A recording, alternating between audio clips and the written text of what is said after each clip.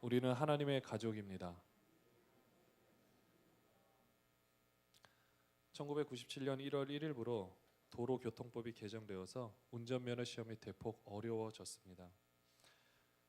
저는 1996년 때 필기를 한번 떨어져서 자연스럽게 새롭게 개정된 법에 의해 시험을 4번을 봐야 되는 그때 시점이었습니다.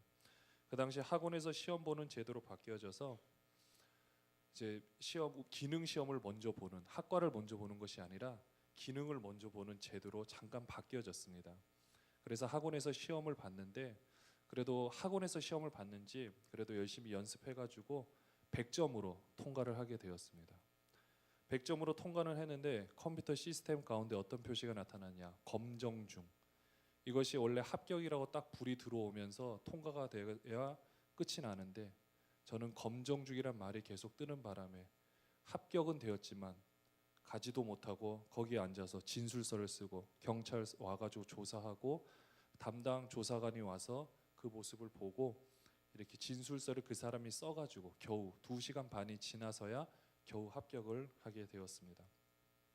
그 당시에는 그렇게 합격을 하게 되면 필기를 보고 또 학과 시험을 한 번 더 보고, 그 다음에 연습 면허라는 것이 발급이 되고, 그 다음에 도로 주행을 통해서 면허를 이렇게 발급받게 되었는데, 이 연습 면허를 발급을 받아서 운전을 해야 되는데요. 이때는 어떻게 되느냐?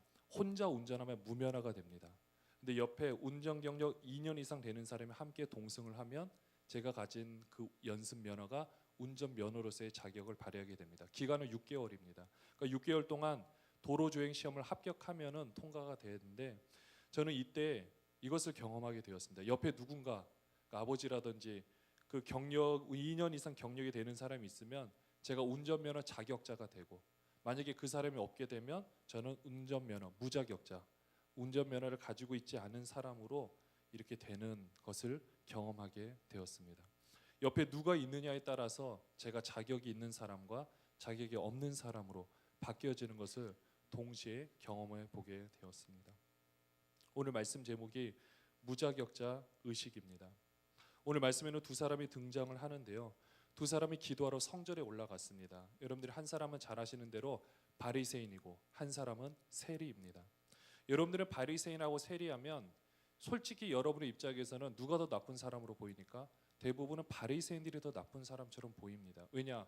우리는 성경의 많은 부분에 대해서 예수님이 바리새인에 대해서 뭐라고 하는 사실을 우리가 기억하고 있기 때문입니다. 세리는 나쁜 것은 알겠는데 그래도 여러분 마음 가운데는 세리라는 사람이 그렇게 나쁜 사람으로 다가오지 않을 겁니다. 그러나 그 당시 배경으로 돌아가면 바리새인은 바리새파 사람들이라고 불리우면서 본인들은 나름대로 분리되었다는 뜻을 가지고 있고 나름대로 스스로 거룩한 사람이라고 생각했던 사람들입니다. 그리고 실제적으로 많은 백성들에게 그래도 존경을 받았던 사람이기도 합니다. 왜냐하면 그 당시에 제사장들이 사두개파 사람들이었는데 이 사람들은 백성들로부터 존경을 받지 못했습니다. 그에 비해 물질에 대해서 초월하였고, 그리고 스스로 열심히 정결례법을 지키며 거룩한 삶을 살려고 했던 이 바리새파 사람들을 많은 민중들이 존경했고 그 힘을 얻어서 살아가고 있는 사람들이 바로 바리새파였던 것입니다. 이 바리새파 사람이, 이 바리새인이 와가지고 기도를 하는데, 오늘 말씀해 보면 어떻게 기도를 합니까? 서서 와서 가까운 데 성전에 올라와서 서서 한쪽 구석도 아니고 중간에서 크게 본인이 아마 소리내어서 기도를 하고 있습니다. 뭐라고 기도를 합니까? 하나님이여, 나는 다른 사람들 곧 토색, 불의, 간음을 하는 자들과 같지 아니하고 이 세리와도 같지 아니함을 감사하나이다. 물론 이 바리새인은 이외에도 많은 기도를 했겠지만 예수님은 이 비유를 하시려고 이 부분만 아마 찝은 것으로 보여집니다. 근데 여기서 토색, 남의 물건을 강제로 탈취하는 것, 불의, 하나님을 떠난 일체 모든 범죄, 이 토색과 불의가 해당되는 사람이 누구냐? 바로 옆에 있는 세리입니다. 세리는 남의 것을, 그 세금을 기본적으로 떼는 것도 사실은 그들에게 굉장히 미운 짓거리가 되는데, 거기다가 본인의 수수료와 더 많은 폭리를 취하려고 많은 사람들의 그 물질을 빼앗아가는 일을 합니다. 또 불의, 그 자체가 이미 불의한 일이 되어버리는 거죠. 이런 것을 봤을 때 이 바리새인이 기도를 할 때 또 마지막에 어떻게 기도하느냐? 이 세리와도 같지 아니함을 감사하나이다 라고 이렇게 기도를 하고 있습니다. 이 바리새인이 지금 착각하고 있는 것은 본인은 나름대로 그 사람에 대해서 정죄를 할 때 본인에 대해서는 어떻게 생각하고 있는 것입니까? 본인은 의인이라고, 적어도 신앙적으로는 의인이라고 생각하고 있는 것입니다. 본인이 의인이니까 상대방은 죄인이든지 의인에 걸맞지 않는 삶을 살아가고 있는 사람이라고 여겼던 것이었습니다. 이렇게 바리새인은 본인이 율법을 철저히 지킴으로 의인에 이룰 수 있다고 생각했고, 그 율법에 의해서 제대로 지키지 못하는 저 세리와 같은 사람은 죄인이라고 취급을 했던 것입니다. 어쩌면 이 바리새인의 기도는 그 당시에 일반적인 기도 내용일 수가 있습니다. 근데 우리가 이 기도 내용을 통해서 알 수 있는 것이 무엇이냐면요, 이것은 한 사람의 기도 내용에서 끝나는 것이 아니라 그 당시에 이 바리새인들이 지도층 인사로서 어떤 가르침을 했는지, 또 많은 사람들의 인식 가운데 어떤 인식이 그들의 신앙을 지배하고 있었는지를 우리는 이 상황을 통해서 유추해낼 수가 있는 것입니다. 이 바리새인은요, 본인이 의인이라고 생각하면서 모든 율법을 잘 지킨다라고 생각을 했습니다. 그러나 우리들이 잘 아는 대로 이 바리새인이 놓치고 있는 법이 있었습니다. 이 부분에 대해서 사실 예수님께서는 이 바리새인 말고 어떤 율법 교사가 이 예수님께 질문을 던지는 그 장면에서 이 바리새인이 놓쳤던 것과 또 그 당시에 수많은 의인이라고, 신앙적으로 의인이라고 여겼던 사람들이 놓쳤던 부분이 있음을 보게 됩니다. 여러분들 누가복음 10장 25절에 보면, 이건 제가 한번 읽어드릴게요. 아니면 여러분들 성경책으로 한 번만 가보시면 좋겠습니다. 누가복음 10장 앞으로 조금만 가시면 되는데요, 25절 쪽에 보면은 이런 구절이 있습니다. 여러분들이 제가 한번 눈으로 보시면서 제가 읽어드리겠습니다. 어떤 율법 교사가 일어나 예수를 시험하여 이르되, 선생님, 내가 무엇을 하여야 영생을 얻으리이까? 예수께서 이르시되, 율법에 무엇이라 기록되었으며 내가 어떻게 읽느냐? 대답하여 이르되, 내 마음을 다하여 목숨을 다하며 힘을 다하며 뜻을 다하여 주 너의 하나님을 사랑하고 또한 내 이웃을 내 자신같이 사랑하라 하였나이다. 예수께서 이르시되, 내 답이 옳도다. 이를 행하라. 그러면 살리라 하시니. 이렇게 내 마음을 다하고 목숨을 다하고 힘을 다해 뜻을 다해 주 너의 하나님을 사랑하라, 이 신명기 말씀을 인용하여서 이 율법 교사가 대답을 했습니다. 근데 사실은 이것은 예수님을 조금 이제 올무에 빠뜨리려고 하는 건데, 이렇게 이야기를 하면서 그러면 내 이웃이 과연 누굴까? 이것을 예수님에게 역으로 물어보고 있는 것입니다. 그러니까 예수님, 그러면 여기서 이웃은 누구를 말하고 있습니까? 이웃이 누굽니까? 라고 말했을 때 여러분들이 잘 아시는 말씀, 선한 사마리아인의 비유가 바로 이때부터 등장을 하게 됩니다. 그 부분도 제가 한번 읽어드릴게요. 예수께서 대답하여 이르시되, 어떤 사람이 예루살렘에서 여리고로 내려가다가 강도를 만나매 강도들이 그 옷을 벗기고 때려 거의 죽은 것을 버리고 갔더라. 여러분들 이 모습 보면, 자, 어떤 사람이 등장하는데요, 예루살렘에서 여리고로 가다가 뭐 예배를 했던지 제사를 드렸던지 그곳에 볼일을 보고 여리고 쪽으로 가다가 강도를 만나서 얼마나 많이 맞았는지 옷도 벗겨지고 때려 죽였다라는 것은 거의 죽었기 때문에 온몸이 거의 피덩이가 되어가지고 누워 있는 것을 보게 됩니다. 이때 한 제사장이 그 길로 내려가다가 그를 보고 피하여 지나갔다 했고요, 레위인도 그를 보고 피하여 지나갔습니다. 여러분들, 왜 이 두 사람이 그것을 피해서 지나갔을까요? 물론 여러 가지 상황들이 있겠지만 적어도 예수님이 이 상황 가운데 이 말씀 비유를 한 것을 보면은, 제사장과 레위인은 어떤 사람들이냐? 그 제사도 지내야 되고 또 여러 가지 공적인 일을 해야 되는 사람들입니다. 근데 이런 사람들이 하지 말아야 될 정결례법 중에 하나가 무엇이냐면요, 시체를 만지면 안 되는 겁니다.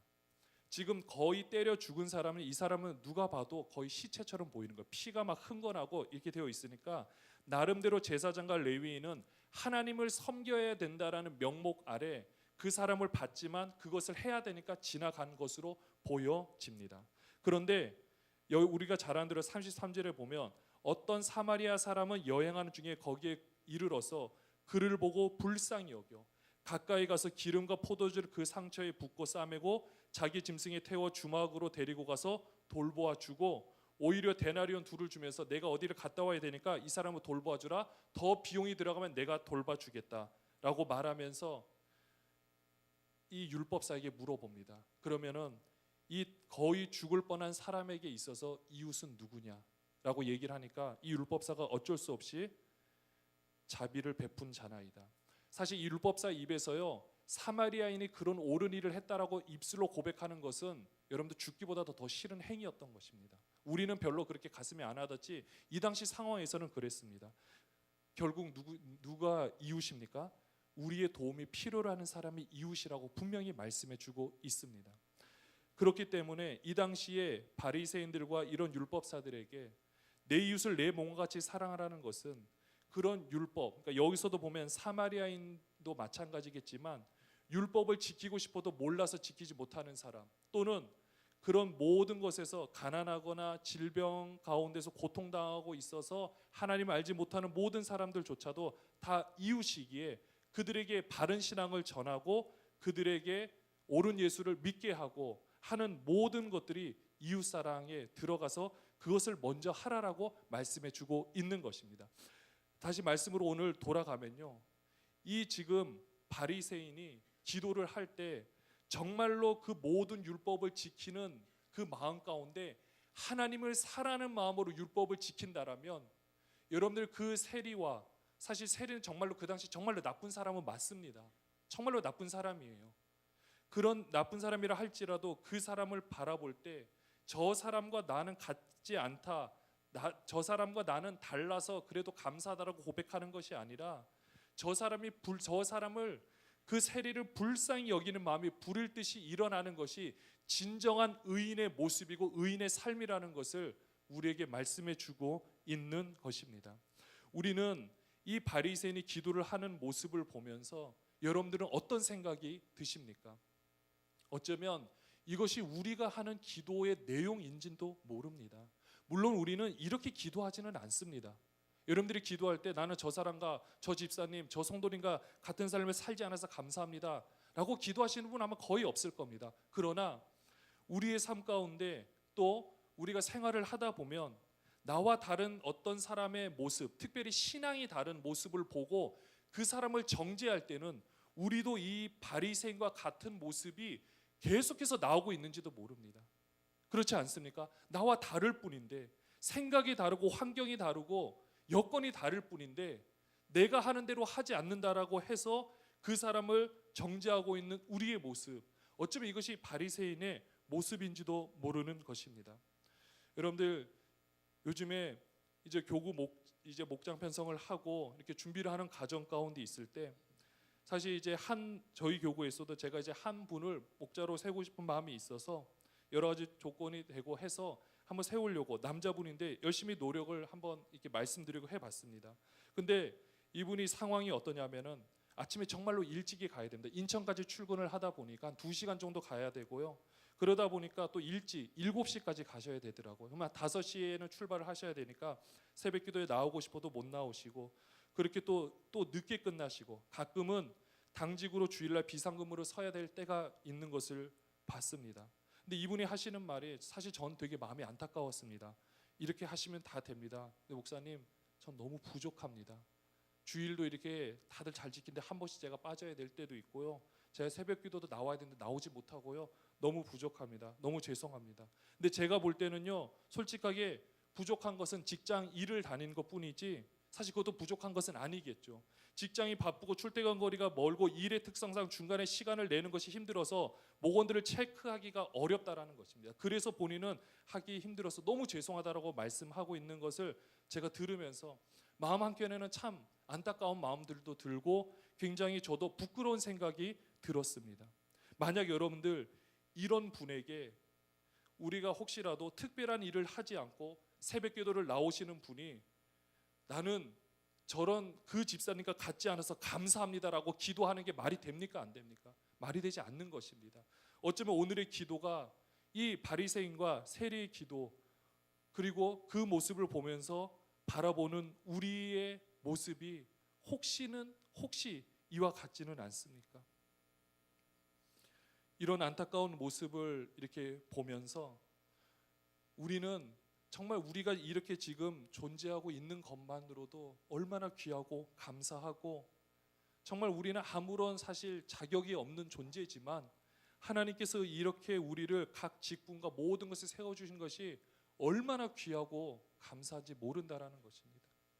사랑하는 여러분들, 요즘에 우리가 교육자회거나 같이 이렇게 이야기를 할 때 참 교사가 요즘에 부족하다고 해서 교사를 이렇게 충원하려고 하는 과정 가운데 있습니다. 여러분들 혹시 개척교회에 계셔본 적 있으십니까? 저는 개척교회 3번 개척하는 개척교회 멤버, 왜냐 아버지 아들이니까, 목사님 아들이니까.